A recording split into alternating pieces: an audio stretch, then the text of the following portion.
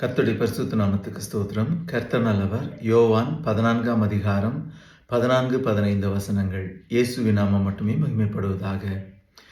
என் நாமத்தினாலே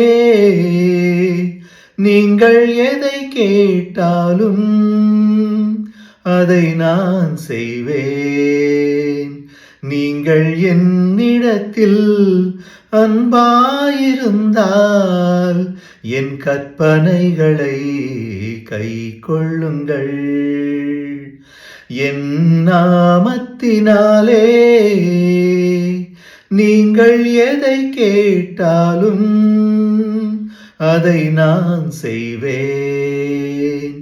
நீங்கள் என்னிடத்தில் அன்பாயிருந்தால் என் கற்பனைகளை கைக்கொள்ளுங்கள்.